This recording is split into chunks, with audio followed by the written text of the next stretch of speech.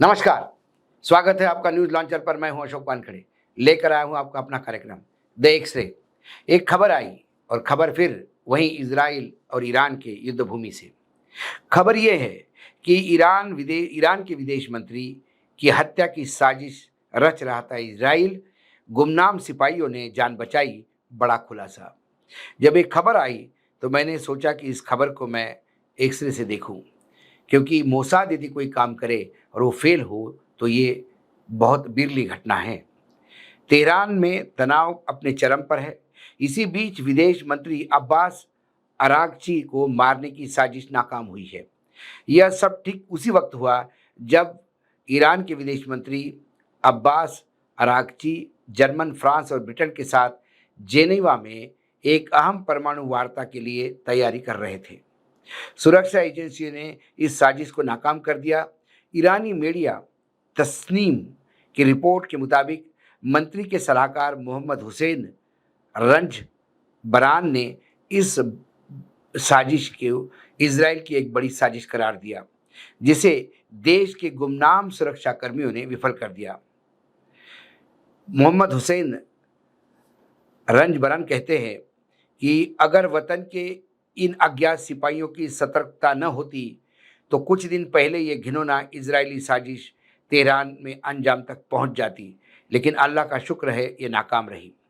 उन्होंने ये भी कहा कि अगराची खुद को केवल एक कूटनीतिज्ञ नहीं बल्कि देश का एक सिपाही मानते हैं और शहीद कासिम सुलेमानी की तरह अपने कर्तव्य के लिए जान न्यौछावर करने के लिए तैयार है। हुसैन रंजबरान ने फारसी में पोस्ट किया, जिसका अनुवाद है के मुताबिक, जब से यह घोषणा की गई कि विदेश मंत्री यूरोपीय ट्रोइका के साथ बातचीत करने के लिए जेनेवा जा रहे हैं, मुझे यह सुनिश्चित करने के लिए कई कॉल आए कि ज़योनी शासन उन्हें निशाना बनाए। हाँ, निश्चित रूप से खतरा था और है। अगारची शुक्रवार यानी कल जिनेवा में जर्मन, फ्रांस और ब्रिटेन के विदेश मंत्रियों से उन्होंने मुलाकात की। यह मुलाकात ऐसे समय हो रही है जब इजराइल ईरान पर हवाई हमले कर रहा है और ईरान पूरी ताकत से पलटवार कर रहा है। अमेरिका के राष्ट्रपति डोनाल्ड ट्रंप खुलेआम ईरान पर हमले की चेतावनी दे चुके हैं, बिना शर्त आत्मसमर्पण की मांग कर रहे हैं। यूरोपियन संघ के प्रवक्ता अनुवल एल अनौनी ने कहा कि तनाव कम करने के लिए, ये स्थायी समाधान पाने के लिए यूरोपीय संघ के पक्षों से संवाद का प्रयास कर रहा है। केवल वार्ता ही समाधान का रास्ता है। जेनेवा वार्ता पहला ऐसा मौका है जब संघर्ष शुरू होने के बाद पश्चिमी देश और ईरान आमने सामने बैठेंगे। अमेरिका इस बातचीत का हिस्सा नहीं है, लेकिन ब्रिटेन के विदेश मंत्री डेविड लेमी वॉशिंगटन में अमेरिकी विदेश मंत्री मार्को रूबियो से मुलाकात कर चुके हैं। संभावना है कि अमेरिका इस वार्ता के परोक्ष रूप में प्रभावित करने की कोशिश करेगा। ये खबर तब आई जब यूरोप के 3 बड़े देश यूरोपियन यूनियन के यदि इस वार्ता में शामिल होते हैं तो कहीं ना कहीं इजराइल के लिए ये बड़ा प्रॉब्लम हो जाएगा। तो इजराइल नहीं चाहता था, ऐसा आरोप है ईरान का, कि विदेश मंत्री वहां जाए, इसलिए उनकी हत्या का पूरा एक प्लान था। वो षड्यंत्र कैसा विफल किया, क्या विफल किया, इसके बारे में कोई बात नहीं हो पाई। दूसरी एक खबर है जो ईरानी कमांडर का एक दावा है, जिससे इजराइल और यूएस की चिंता और बढ़ गई है।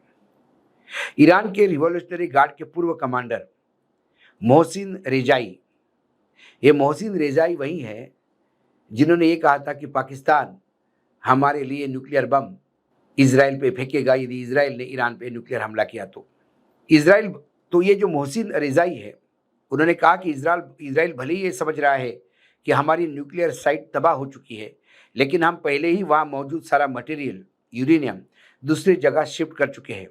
उन्होंने कहा कि ईरानी मटेरियल जो है वो बिल्कुल सेफ है। उन्होंने ये कहा कि हमें ये पता था और ये हमें बहुत पहले से पता था कि आने वाले समय में इजराइल ईरान पर हमला करेगा। हमारी खुफिया एजेंसी ने हमें पूर्ण रूप से आगाह किया था। अब तब हमने एक काम किया, उन्होंने एक टीवी इंटरव्यू के दौरान ये बात कही कि सभी इनरिच परमाणु सामग्री को न सिर्फ सुरक्षित स्थानों पर ले जाया गया, बल्कि यूरेनियम मटेरियल इजरायली हमले से सुरक्षित रहे, इसकी पूरी प्लानिंग भी हम लोगों ने की है। इजराइल भले ही ये समझ रहा होगा कि उसने हमारी साइटें तबाह की है, लेकिन जो यूरेनियम है जिसकी सख्त ज़रूरत होती है वो हमने सेव कर दिया। रेज़ाई ने कहा कि ईरान पर हमले करते हुए कहा था कि नतांज, इस्फहान, खानदाब और अराक परमाणु साइट पर इजराइल ने हमला कर कर ये समझ लिया कि हमारे परमाणु ठिकाने वो नष्ट कर लेंगे, लेकिन संवर्धित परमाणु मटेरियल हमने पहले ही वहां से अलग हटा दिया था। ईरानी राष्ट्रीय सुरक्षा परिषद के सदस्य है रिजाई, उन्होंने कहा कि युद्ध विराम नए सिरे से युद्ध की ओर ले जाएगा, मतलब कोई भी युद्ध विराम हमारे और ईरान के बीच, हमें दुश्मन को इस समय कमजोर स्थिति में है, युद्ध विराम के जरिए फिर से सक्रिय होने की अनुमति नहीं देना चाहिए। हमने अपने सैन्य क्षमताओं की 30% का ही इस्तेमाल किया है और धीरे धीरे युद्ध अब बढ़ रहा है। ये जो रेज़ाई है ये ईरान के राष्ट्रीय सुरक्षा परिषद के मेंबर है, सदस्य है। वो लगातार दबाव बना रहे हैं कि कल शांति वार्ता भी होती है जिनीवा में, या पाकिस्तान की तरफ से असीम मुनीर साहब कोई लाते हैं, या फिर अमेरिका कोई नया एक प्रपोजल देते हैं, या यूनाइटेड नेशंस कुछ कहते हैं, तो भी हमें ये जंग रोकना नहीं चाहिए, क्योंकि पहली बार इजराइल बुरी तरह से पस्त होते हुए हम देख रहे हैं। यदि हमने शांति वार्ता के लिए या युद्ध सीज फायर किया या युद्धबंदी की, तो इसके मायने हैं हम इजराइल को फिर से तैयारी करने का मौका दे रहे हैं। हमने अभी तक सिर्फ 30% हमारी सैन्य क्षमता का उपयोग मिलाया है। जब हम 100% सैन्य उतारेंगे तो फिर हमारी जीत निश्चित है। रेज़ाई ये वही जनरल है जिसने, मैंने पहले कहा था कि उसने पहले भी कहा था कि पाकिस्तान हमको इजराइल पे बम फेंकेगा। हालांकि डिप्टी प्राइम मिनिस्टर और विदेश मंत्री जो है पाकिस्तान की, इशार डर ने पाकिस्तान के सांसद को बताया कि ऐसा कोई हमने वहाँ पे समझौता नहीं किया, लेकिन साथ में ये भी कहा कि इजराइल हमारी तरफ से टेढ़ी आँख करके देखेगा तो इजराइल की आंखें निकाल देंगे। अब न्यूक्लियर मटेरियल का क्या होता है? परमाणु बम बनाने के लिए यूरेनियम की ज़रूरत होती है। यूरेनियम एक विखंडनीय पदार्थ है। इसका अर्थ न्यूट्रॉन के टकराने से यह विखंडन प्रक्रिया से गुजरता है, जिससे विशाल मात्रा में ऊर्जा मुक्त होती है और ऊर्जा परमाणु बम की स्फोटक स्थिति होती है।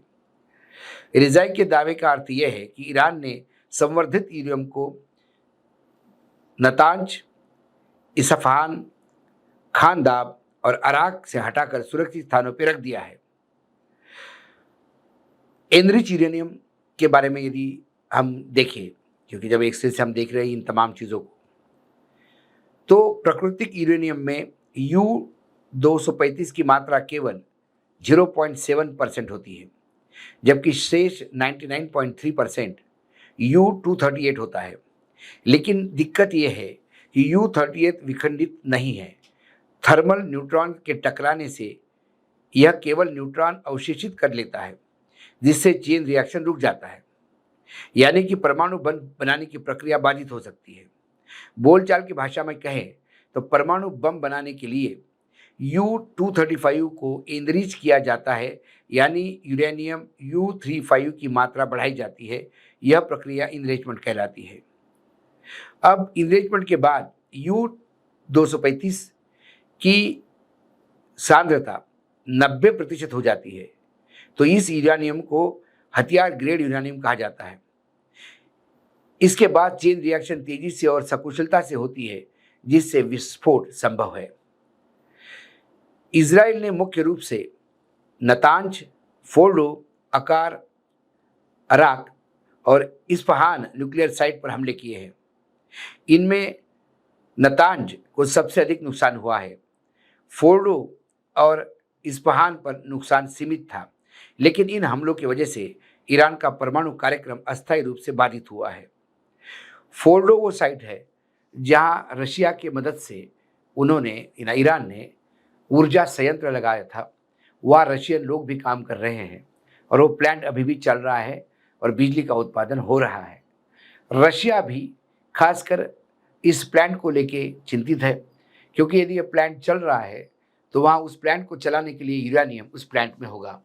यदि फोर्डो में कल कोई बड़ा हादसा होता है तो वहाँ से जो रेडिएशन निकलेगा उससे कितनी तबाही होगी वातावरण की और जान माल की, इसका आकलन कोई नहीं कर सकता। कुल मिला के जब मैं एक से देखता हूँ तो ये बात तो समझ में आती है कि ईरान जो दो तरह से युद्ध लड़ता है, एक आमने सामने और एक छद्म युद्ध होता है जहाँ मोसाद भी काम करता है और बाकी चीज़ें काम करती हैं। वो सेकंड लाइन जो है, दूसरी जो लाइन है, वो भी यदि विदेश मंत्री की हत्या की साजिश पकड़ी जाती है तो समझ लेना वो फेल हो गया। दूसरी बात, जैसा इज़राइल ने छापा मार करके एक ईरान की मिसाइल मैन्युफैक्चरिंग यूनिट पूर्ण रूप से बर्बाद कर दी, ऐसा ही कुछ एक प्लान इनके पास भी था कि छापामारी से ही आप यूरेनियम का जो एनरिचमेंट का प्रोग्राम है जहाँ होता है, वो साइट आप डैमेज कर सकते हैं। इसी के लिए अमेरिका से बंकर बम का उपयोग के लिए बार-बार इज़राइल कह रहा है। लेकिन जो बंकर बम है, वो भी 200 फीट नीचे तक मार करता है। जबकि जहाँ ये काम चल रहा है ईरान में, दोनों तरफ पहाड़ी है, पहाड़ी पूर्ण रूप से सुरक्षित रखे हुए है और नीचे इतनी बड़ी कंक्रीट की दीवार है, जो आधा मील नीचे ज़मीन के है, तो वहाँ ये बम्पर बम भी सक्सेस कितना होगा 30,000 पाउंड का, इसके बारे में अमेरिका भी आशंकित है। कुल मिलाकर छापेमारी एक नया तरीका हो सकता है, लेकिन जिस हिसाब से सतर्कता बढ़ी है ईरान में, उससे तो बहुत मुश्किल लगता है कि मोसाद भी कोई छापेमारी करके वहाँ कोई विस्फोट करवाए। कुल मिलाकर जब मैं एक तरह से देखता हूँ, तो ईरान से जो खबरें छन के आ रही है, वो लगातार इज़राइल की विफलता की है। हो सकता है कि ये युद्ध नीति का एक भाग हो, कई समय ऐसी खबरें प्रसारित की जाती है, लेकिन इसमें से बहुत सारी खबरें फिर बाकी जगह से भी, यानी वेस्टर्न मीडिया भी कन्फर्म कर रहा है, तो इसमें थोड़ी सच्चाई दिखती है। आज एक्स-रे में इतना ही, कल फिर आता हूँ किसी विषय के साथ। तब तक के लिए नमस्कार, देखते रहिएगा न्यूज़ लॉन्चर।